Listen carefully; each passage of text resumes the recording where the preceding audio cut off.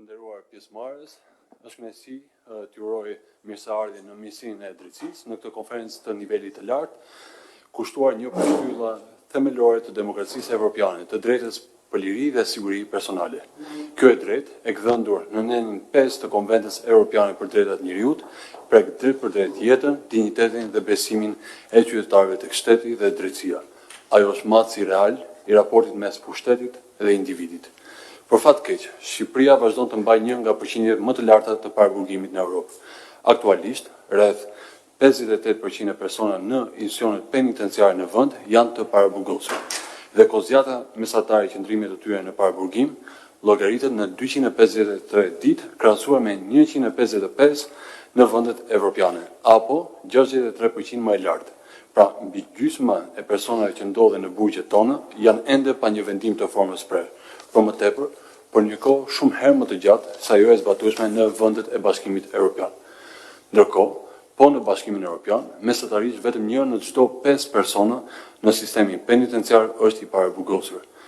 Thënë këtë, Shqipëria, vend në negociata me Brukselin, duhet të ndahet një herë mirë nga mendësia dhe politika e ashpër penale e trashëguar nga shkuara dhe të afrohet me atë të familjes në të cilën synojmë të aderojmë së shpejti. Tema e kësaj konference nafton të bëjmë pikërisht këtë dhe koha më e mirë është tani. Kodi i ri penal do të reflektojë marzhet e dënimit të zbatueshme në Bashkimin Evropian për të njëjtat vepra penale, si dhe kodi i procedurës penale duhet ndryshuar për të garantuar qartë dhe pa ekuivok të njëjtat garanci procedurale për lirinë dhe sigurinë e personit, sipas standardeve të Konventës Evropiane për Drejtat e Njerëzit dhe vendimet e Gjykatës të Strasburgut.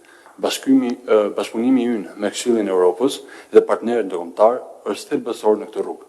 Jurisprudenca e Strasburgut nuk duhet parë si kritik nga jashtë, por si udhërrëfyes për përmirësim të brendshëm. Për këtë qëllim, jam i nderuar dhe shumë i lumtur të kemi mes nesh zotin Gianluca Esposito, drejtori i përgjithshëm për drejtat e njerëzit dhe sundimin e ligjit në Këshillin e Europës, si dhe me pjesëmarrjen online të dy magjistratëve të nderuar, të cilët fal njohjes shumë të mirë të kontekstit në Shqipëri, kanë përgatitur për llogari të Këshillit të Europës 2 raporte shumë të vlefshme me gjetje dhe rekomandime për kodin e ri penal dhe kodin e procedurës penale, dokumentet të cilat janë vënë në dispozicion të pjesëmarrësve në këtë takim dhe gjenden në dosjet para jush. Drejtori Esposito, fjala fillimisht për ju dhe më pas për zotin Nikola Letieri, zëvendës prokuror i përgjithshëm në gjykatën e lartë të kasacionit të Italisë dhe zotin Fio Byll, gjyqtar në gjykatën e apelit të Anvers në Belgjik. Dear Gianluca, the floor is yours.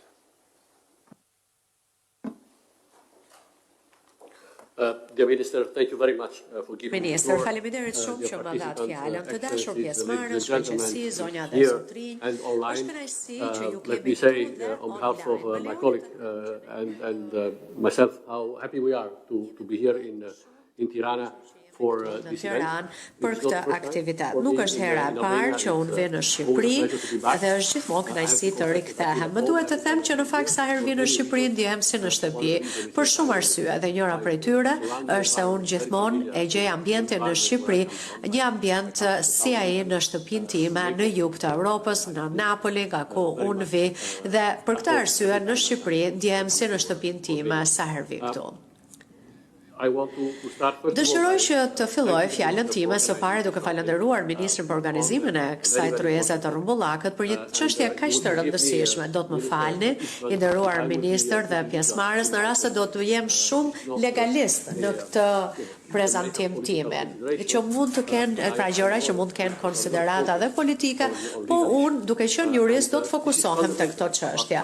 Dhe në fund të fundit kjo mbaj me nenin 5 të Konventës Evropiane të drejtave të njerëzit që garanton të gjithëve të drejtën për liri dhe siguri dhe mbron lirinë ton kolektive kundër ndërhyrjeve arbitrare nga shteti. Në këtë kohë shumë të shkurtër që kam, do të përpiqem që të përmend 3 gjëra kryesore. njëra prej të cilave ka të bëjë me vendimet e Gjykatës Evropiane të drejtave të njerëzit. Nuk është se do të merre me një përmbledhje të gjëra të gjatë të gjithë këtyre vendimeve, por pak a shumë ato gjëra që duan. Së dyti për situatën në Shqipëri dhe së treti ajo që ne kemi sugjeruar për çfarë duhet të ndodhë në të ardhmen. Megjithatë, për këtë pjesë pastaj fjalën do t'ja kaloj kolegëve që kanë përgatitur ato dy raporte aq konkrete me rekomandimet, me gjetjet dhe rekomandimet e tyre. Atëherë, më lejoni të filloj së pari nga vendimet e Gjykatës Evropiane të drejtave të njerëzit, dhe kemi shumë vendime të tilla, të cilat trajtojnë aspekte të ndryshme të së drejtës për liri dhe siguri, duke përfshirë këtu aspektet ligjore të paraburgimit, të drejtën për të patur pra gjykim të drejtë, por edhe që të mos ketë pra trajtim arbitrar. Pra, duhet siguria ligjore dhe duhet nevoja për rishikimin ligjor të lishmërisë së paraburgimit. Prandaj, në mënyrë që të vendoset nëse dikush duhet të privohet liria sipas nenit 5, piknisja e kësaj gjykate ton ka qenë gjithmonë situata konkrete e atij persone. Dhe duke marrë parasysh, thot gjykata, të gjithë gamën e kritereve, si për shembull efektet dhe mënyra e zbatimit të masës për cilën bëhet fjalë, por edhe lloji pra i asaj mase. Dhe situata natyrisht ka të bëjë me Shqipërinë dhe zoti ministër ju i pararendët kësaj pike. Po të shikojmë shifrat tuaja janë ato që janë, unë i dëgjova me vëmendje, janë fakt në të vërtet. Kështu që prej nëntorit 2025 ka patur rreth 4578 persona në Shqipëri në burgje, nga të cilët 58% në paraburgim, pra që presin të gjykohen. 2655 mund të jenë pra të pafajshëm, sepse ne prezumojmë pafajsinë, jo fajsinë e tyre, që do thotë që gjysma e këtyre personave potencialisht mund të jenë të pafajshëm. Pra ne nuk e dimë, por gjithsesi ata gjenden në burg. Në paraburgim gjithsesi, por janë të privuar nga liria dhe është e rëndësishme që ne në formë kolektive ta trajtojmë këtë çështje dhe jam mirënjohës autoriteteve që ju po përdorni këtë mënyrë sinqerisht kaq të hapur për ta trajtuar këtë çështje. Pra, jo në çdo vend ku ne shkojmë kanë dhe japim ekspertivë, për ekspertizën tonë ju keni qenë shumë të hapur, shumë transparent për këtë çështje, sepse nuk është rasti ky në vende të tjera, prandaj ju falenderojmë, sepse gjithashtu mbi popullimi i burgjeve mbetet një sfidë e madhe për Shqipërinë, por edhe administratën e burgjeve. Nuk e them unë këtë, po e ka thënë Komiteti ynë për parandalimin e torturës, CPT-ja. Dhe kjo është shumë e qartë. Prandaj, përgjigjja ndaj këtij problemi nuk është për të ndërtuar burgje të reja, se mund të ndërtoni sa të doni burgje, por përgjigjja është në politikën penale dhe në për reagimin, përgjigjen që i jep pra një vend këtyre çështjeve. Për këtë arsye, vendimet e gjykatës së Strasburgut janë teje të rëndësishme dhe jo të gjitha çështjet për cilat unë kam folur kanë të bëjnë specifikisht me Shqipërinë, por pavarësisht kësaj ato ofrojnë udhëzime të duhura për çdo shtet të Këshillit të Evropës që këto shtete të bëjnë reformat e duhura. Për shembull, gjykata ka thënë qartazi që ka patur shkelje të konventës në nenit 5 të saj, jo në një rast të Shqipërisë, por sigurisht këtë duhet ta marrë parasysh edhe Shqipëria, kur mungesa e burimeve apo një personi mbajtjes së tij në paraburgim ka të bëjë me kozgjatjen totale.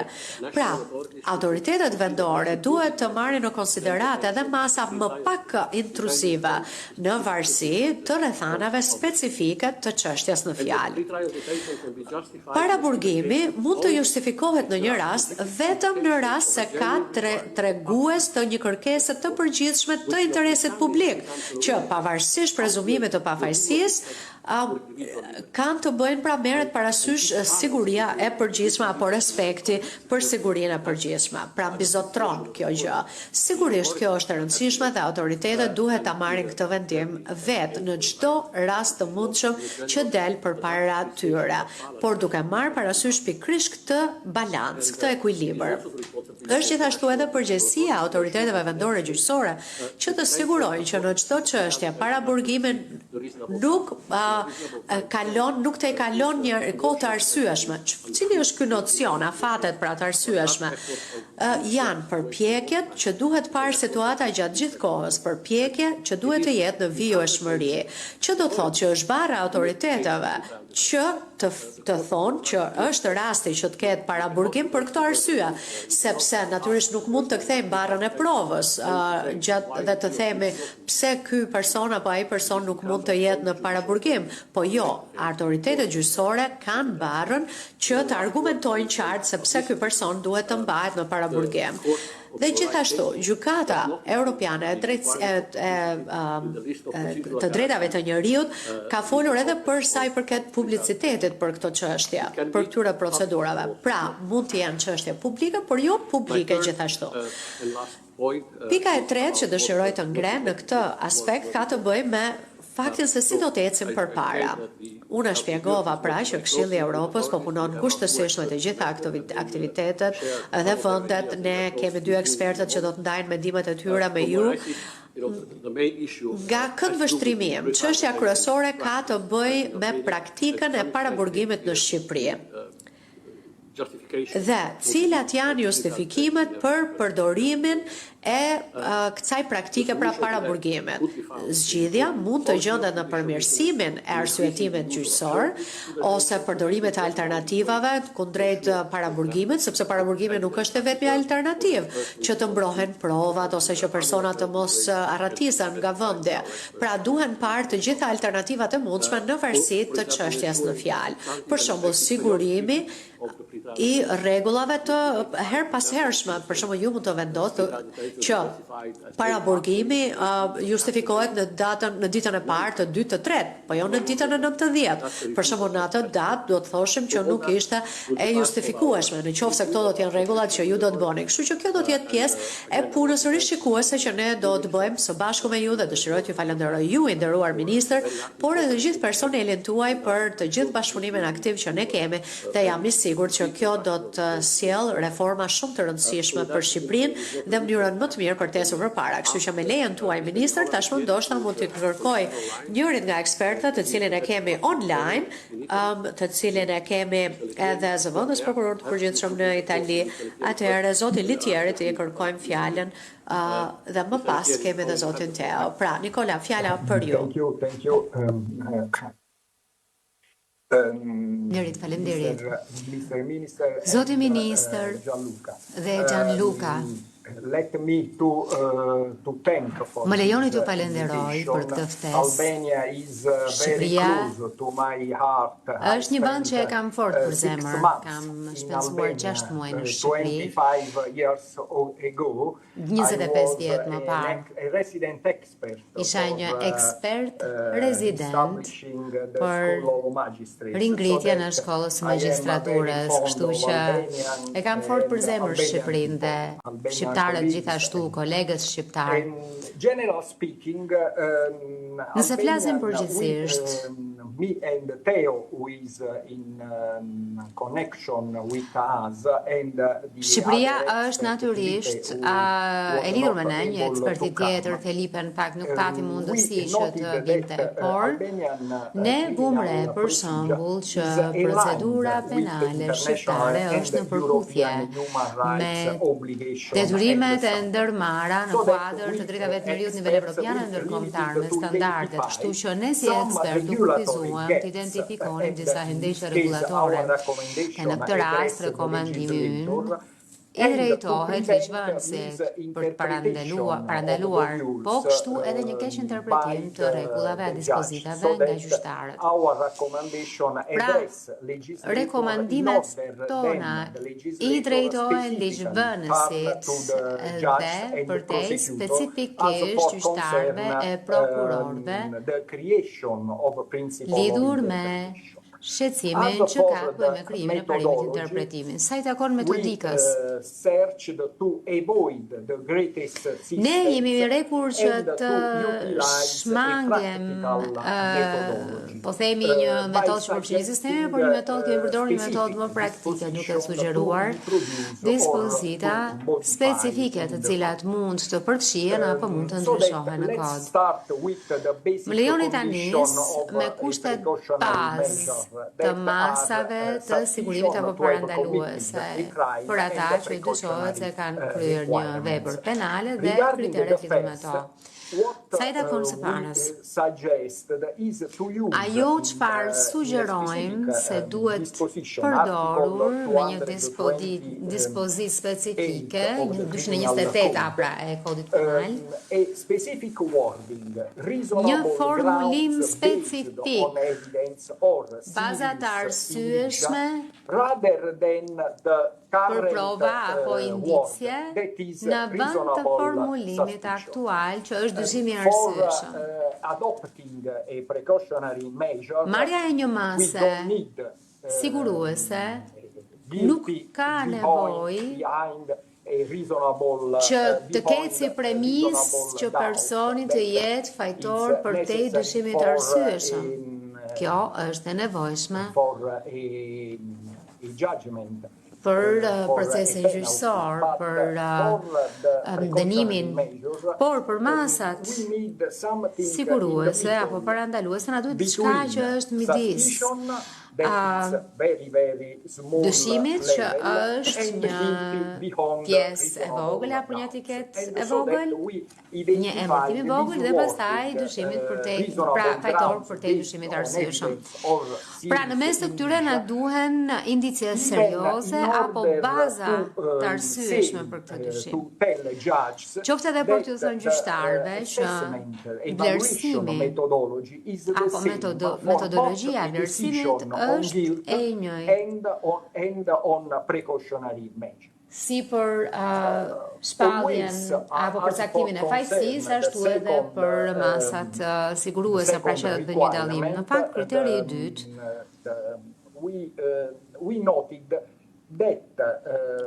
ishte se vumre se nuk ka një prag, një kufi të shprehur të veprës penale për t'u ndaluar. Prokurori mund ta kërkojë këtë gjë, gjyqtari mund ta miratojë masën e sigurimit për çdo lloj vepre penale. Kjo nuk është koherente me të njëjtin kod në Shqipëri, sepse për shembull Neni 241 parashikon se masat e ndërmjetme apo ndaluese që janë më pak ndëshkuese se sa masat e paraburgimit mund të zbatohen vetëm në ato procese që përfshin vepra penale të ndëshkuara me ligj me dënim prej deri në një vit. Nuk është pra koherente që masat më pak ndëshkuese kanë një sër kushtesh zbatimi se sa veprat më të rënda për masat parandaluese. Kemi identifikuar disa prej pragjeve, po themi, apo kufive për masat, a penalty of the imprisonment or a maximum term of imprisonment of more than 3 years.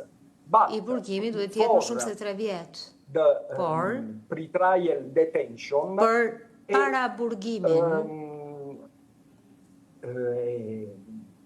another more important level and a maximum një tjetër nivel më rëndësishëm duhet të ketë një afat maksimal prej jo më pak se 5 vitesh. Kjo është kufiri që duhet përcaktuar. Sigurisht, këto pragje nuk mund të zbatohen në rastin e një vepre penale në flagrancë apo kur ka shkelje të kushteve të arrestit në shtëpiak, edhe kur personi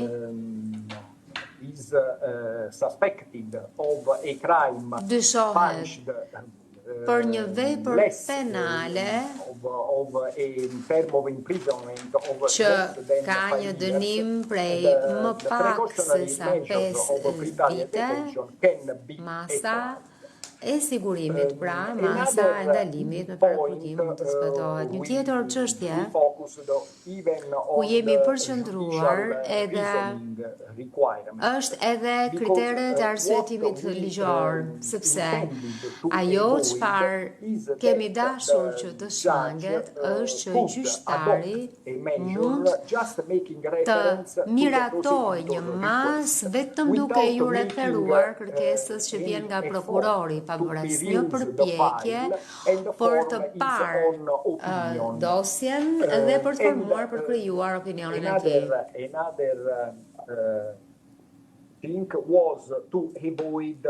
Diçka tjetër ishte shmangja e formulave stereotipike. Pra, ne sugjerojmë dy ndryshime. Ndryshimi I parë, pra dy ndryshime në nenin 225.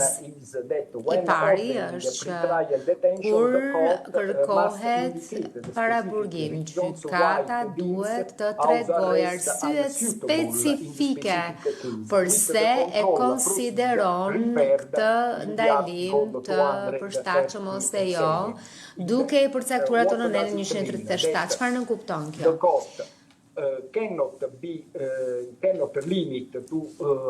Gjykata nuk mund të kufizohet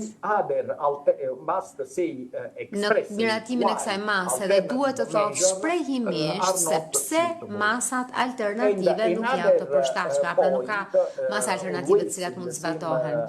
Një tjetër çështje në po të njëjtin nen është vlerësimi autonom I arsyeve specifike të dhënave të cilat legjitimojnë këtë masë parandalimi. Gjyqtari në fakt nuk mund të referohet vetëm kërkesës që vjen nga prokurori, por ajo se ajo duhet të dëshmojë, duhet të provojë se kryen një vlerësim, një shqyrtim autonom. Dhe në qoftë se kjo nuk bëhet, atëherë gjykata tjetër e një shkallë më të lartë nuk ta avalojë të mas. Another thing concern the appeal against a precautionary measure. Kur bëhet fjalë për këtë, për ankimimin e masës së ndalimit, edhe në apel, pra duhet të kemi This entails the consequences that instead then një proces I cili është efektiv, për shembull, duhet kemi një proces I cili në vend të 5 ditëve do të duhet të ketë 10 ditë. Mendoni për shembull një dosje që është shumë komplekse, me shumë faqe, me shumë të dyshuar e kështu me radhë. Also in the hearing, edhe në procesin gjyqësor në seancë, avokati mbrojtës duhet të informohet rreth dosjes së paku 3 ditë më parë. Në rastin e provave të reja, I pandehuri duhet të përfitojë nga shtyrja e seancës gjyqësore në mënyrë që palët të shqyrtojnë të dhënat e reja që janë shfaqur. Sugjerojmë po kështu një rishikim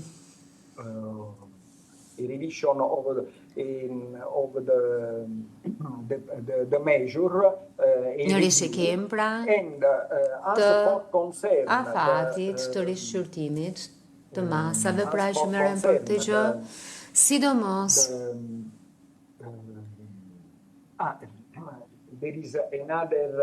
ndjes ka edhe diçka tjetër që është natyrisht një periudhë 6 mujore përpara se sa të kundërshtohet apo të timohet. I said many things and it's up to Masa e paraburgimit. Megjithatë janë shumë gjëra që duhet të thonë, ndoshta i takon kolegu tim Teo që të vazhdojë të diskutojë për të. Yes, I hope you hear me. Thank you for the invitation. For me, it's always an honor to work together with Albanian authorities and Albanian colleagues, especially on a topic that is dhe me of my autoritetet interest. shqiptare, sidomos për një çështje e cila është me një interes të veçantë për mua, sepse unë jam gjykatës në gjykatën e apelit në Anvers. Pra, dhe merremi gjithmonë me çështjen e paraburgimit dhe madje edhe dëgjojmë kritika për një problem të tillë që është i njëjtë edhe në vendin tim e madje edhe në vendet të tjera të Bashkimit Evropian. Pra ne shikojmë që kemi mbi popullimin e burgjeve dhe neni 5 i konventës evropiane është tejet i rëndësishëm dhe ne e gjejmë në çdo çështje me cilën merremi dhe kur unë marr vendime. Kur ne kritikohemi dhe mendojmë edhe për zgjidhja, sepse ky nuk është vetëm problemi politikanëve, por është edhe problemi magjistratëve, prokurorëve, gjykatësve. Pra gjithmonë kur dëgjojmë këto kritika, unë diskutoj me autoritetet dhe gjithmonë u them: më tregoni ju, pra si mendoni ju që kush janë ata persona që janë në burg tani dhe nuk duhet të jenë aty? Dhe e di që në Shqipëri shifrat janë shumë më të larta se në vendin tim, pra i dëgjova shifrat, por asnjëherë nuk marr përgjigje për këtë pyetje kur i them, "Ok, këtë liroj unë tani në lidhje me çështjet që kam." Kjo ishte thjesht për të treguar që e gjithë kjo çështje është shumë delikate, është komplekse, ka nevojë për të diskutuar, për të dëgjuar, por edhe për të marrë përgjegjësi. Dhe unë i ndjek diskutimet që ndodhin dhe kam diskutuar edhe me grupin e punës që po merret me këtë çështje në Belgjik dhe si çështje është shumë aktuale edhe në Belgjik, ju a them edhe një herë këtë çështje. Ne kemi 4 shtylla kryesore me të cilat mund të punojmë së bashku me autoritetet. Shtylla ose çështja e parë, dhe kjo është e përfshirë edhe në raportin ton, pra gjithçka që do të them tani mund ta gjeni edhe në raport, por po e lidh edhe me praktikën time, me përvojën time, me punën time, por edhe me arsyetimin tim. Pra gjëja e parë për cilën duhet të punojmë kur ne po përpiqemi të trajtojmë këtë problem është se cilat çështje duam që mundësisht të shkojnë për paraburgim. Pra, ky është një aspekt i rëndësishëm. Pra, ju dhe si autoritet do të vendosni për tipologjinë e çështjeve. Pra nuk mund ta marr unë këtë vendim, por për tipologjinë e çështjeve, për shembull, të cilat nuk do të lejojmë ligjërisht që të ketë paraburgim. Për shembull, për një vjedhje të thjeshtë. Për shembull, në Belgjik ne mendojmë që një vjedhje e thjeshtë nuk duhet të jetë të çojë asnjëherë në paraburgim. Pra, mund të ketë mundësi për vepra të tjera penale. Nga njëra anë, kjo mund të jetë një gjë e thjeshtë, ju shpjegova, por mund të jetë edhe e vështirë. Dhe kjo për arsye jo se ne thjesht i nxjerrim njerëzit nga paraburgimi dhe po ta bënim këtë gjë do të binte niveli i krimeve. Pra, mund të bëhen më pak paraburgime, por duhet mendojmë edhe për shoqërinë dhe perceptimin e të. Pra, kjo është një mundësi që duhet ta merrni parasysh kur ju si politikan, si politikbërës, si autoritete vendosni. Okej, gjyqtarët për këto lloj tipologjish nuk do të mund të marrin vendimin për paraburgim. Çështja e dytë ose shtylla e dytë është një arsyetim më i mirë i vendimit. Për shembull, edhe ne përpiqemi ta bëjmë këtë, që kolegët kanë përgjegjësinë dhe mbajnë përgjegjësi që arsyetimi dhe kërkesat për këtë lloj arsyetimi dhe zgjatja e paraburgimit të jenë pra kërkesa të përmirësuara. Për shembull, kur i shoh shifrat në Shqipëri, sigurisht që ka shumë më shumë se ç'duhet paraburgim, por në të njëjtën kohë edhe Gjykata Evropiane e të Drejtave të Njerëzit ka qenë shumë e qartë për Shqipërinë edhe për kohëzgjatjen e paraburgimit. Dhe këtu duhet kemi arsyetime të përmirësuara. Pse ka qenë e nevojshme kjo gjë? Për shembull, në legjislacion mund të përfshihet, dhe kjo është pjesë e shtyllës së dytë, kufizimin, përpjekjen për të kufizuar paraburgimin në legjislacion, me ligj. Për shembull, ne po mendonim deri në 1 vit për një tipologji të caktuar veprash penale, por për krime të rënda 2 vite. Dhe po këtë do ta vendosni ju, unë po e jap thjesht si shembull, sepse kjo varet nga tipologjia e krimeve dhe veprave penale që ju shihni. Pra, duhet të shikoni gjithmonë dhe të tregoheni të drejtë dhe të vlerësoni se cilat janë arsyet për këto hetime, për këto procedura, për këto kozgjatje të tilla. Kështu që unë do të jem gjithmonë i hapur si njëri i fushës që të gjej zgjedhja së bashku me ju, por që një nga arsyet se pse ndodh kjo në vendin tim, pra është kozgjatja e procedurave, është për shkak të mungesës së kapaciteteve në prokurori, në gjyqësor, në polici. Gjithashtu dhe mungesa e ekspertëve, që po të kemi ekspertë mund t'i përshpejtonim këto hetime. Këto janë gjëra që ne i marrim parasysh në vendin tonë. Shtylla e radhës e tretë, pra kufizimi i çështjeve, kufizimi i përgjithësisë, pra edhe si mund të shkruhet ajo me ligj, dhe gjëja e fundit, dhe këtu kemi patur edhe dhe mund të kemi edhe më shumë ecuri edhe në Shqipëri janë alternativat. Pra, merrni masat e dura, siguroni që alternativat të ekzistojnë. Në legjislacionin tonë, për shembull, ne kemi monitorim elektronik, funksionon, përdoret në pothuajse 50% të çështjeve. Shumë lërime që ne bëjmë, e në veçanti për shembull në hetime që kanë zgjatur në kohë shumë, është monitorimi elektronik. Dhe ne, për shembull, po mendojmë, dhe kjo edhe pasi kemi bërë vlerësimin tonë dhe nuk është pjesë e vlerësimit, por ne po mendojmë që në Belgjik të bëjmë një gërshetim të kushteve dhe monitorimit elektronik. Pra, përpiqemi të jemi inovator, të kemi një mendësi të re, të gjejmë alternativa të vërteta, alternativa reale për baraburgimin. Kur gjyqtarët shikojnë që ka një sistem shumë të mirë monitorimi, për shembull kur dikush është i burgosur me arrest shtëpie, atëherë ne shikojmë që kjo mund monitorohet. Kështu që gjykatësit, për shembull, në të shkuarën, nuk e kanë dashur shumë alternativat kur nuk kemi patur monitorimin elektronik, sepse nuk kishin besim, nuk ishte mbikëqyrja të kësaj procedure. Ndërkohë që ne tashmë e kemi dhe në jurisdiksionin ton kemi për shembull policin, i cili është autoriteti që kontrollon arrestin në shtëpi. Disa herë deri në 2 herë në javë. Pra, ne shikojmë që ka rënë numri i paraburgimeve sepse kemi gjetur alternativa më të mira.